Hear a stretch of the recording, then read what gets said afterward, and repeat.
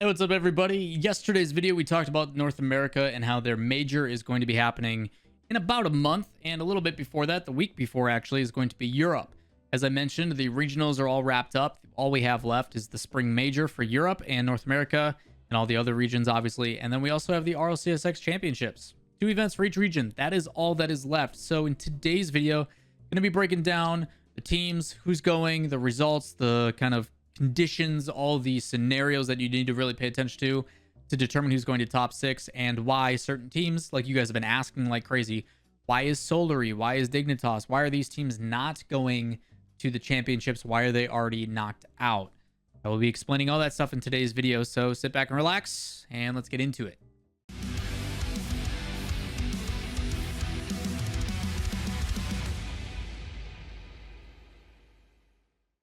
What is up, everybody? Lawler here, your inside source for all things Rocket League. Today's video, as I mentioned yesterday, is going to be about the European major for the spring split. We've got 10 teams that are going to be competing and going into what is essentially the last gung-ho for the regular season before we get into only big events.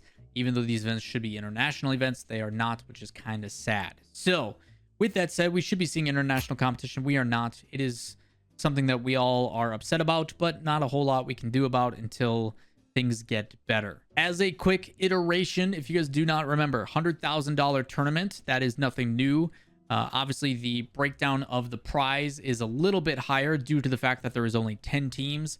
Every single split that has decreased over the course of the season, just to make it so the teams that are competing the best at the current moment get rewarded for it. The 10 teams that are going to be competing are BDS, Queso, Solary, Vitality, White Demons, Guild, BS Plus Competition, Top Lokes, Aether, and German Amigos. Need to correct myself as well. I said Solary. I meant to say Dignitas and the Giants. Obviously, the Giants right now, if you guys want to take a look at the overall rankings, these are the teams. The top 6 obviously get to go to the World Championship, which would be the World Championship. This is now just RLCS X Championships. You should see that all the teams for Europe have already been solidified. We've got BDS, Vitality, Top Lokes, Guild, Queso, and Solary have already been locked in and are going to the RLCS X Championships. That is a for sure thing. People are wondering why, even though Dignitas and Giants are still higher on the list, why are they not able to qualify, especially Giants? Well, Giants has not done a whole lot, and because of that, their points actually put them out of the running. Because the Giants have performed so poorly, they do not find themselves in the major, and for anybody in the major, even if you take absolute last place, it's a guarantee of at least 300 points. So the teams that are below them between Guild, Queso, and Solary at a minimum of 300 points will bump themselves up, and at Solary's case, that is 2150 points, which is 50 points ahead of Giants, bumping them out and putting them in 7th. So that is a pretty big ouchies from the Giants team, but that is what gives us our final team. So at this point, you ask, what is the point of playing? Honestly, that's a good question. I think the easiest one is money. Obviously, there's a lot of money up for grabs. You are a professional. This is your career. And getting a bunch of extra cash is not a bad idea, not a bad incentive, at least for my sake. I do know that a lot of the players obviously play for the trophy. That is their entire incentive. And the fact that there is none, a lot of them are feeling pretty demotivated, even more so knowing that the spots aren't even up for grabs. In this case, you're basically playing for seeding and money. The ability to obviously put some extra cash in your pocket, and the other side of it is trying to give yourself an advantage going into the top 6 based upon some of the matches that you may play in that regard. You're talking with that page playoff and that head-to-head best of set kind of situation, the chance to kind of avoid BDS early as compared to later on. Some of that stuff, not a bad idea. So again, trying to put yourself in as positive as a position as you can going into the RLCS X Championships, not a bad idea. So as a reiteration, the 6 teams going to the RLCS X Championships, BDS, Vitality, Top Lokes, Guild, Queso, and Solary are your 6.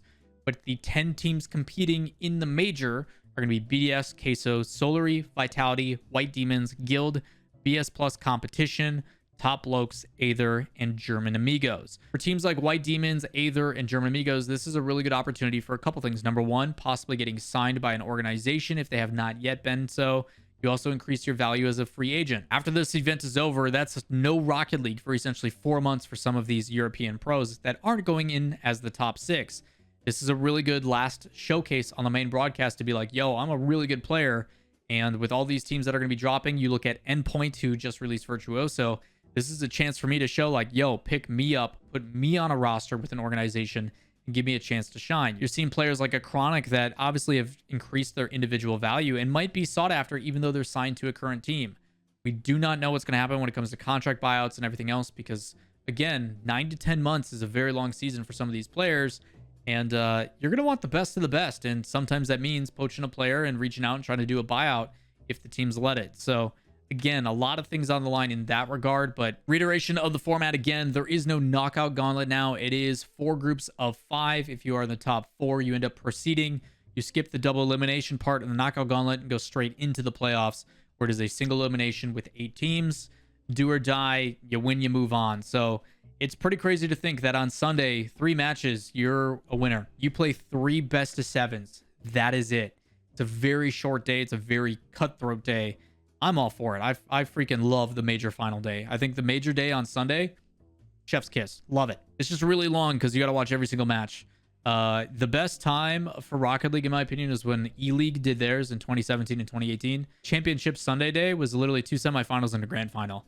It was so easy to retain viewership. Nobody was burnt out. All the casters went all out because we weren't tired from the day because we didn't have to cast a bajillion matches. It was awesome. More of that, please, when people schedule tournaments. I beg you. Semifinals and finals on the last day, and that's it. Big fan. That should hopefully answer all your questions about what's going on with the rankings, who's going what, who's going where.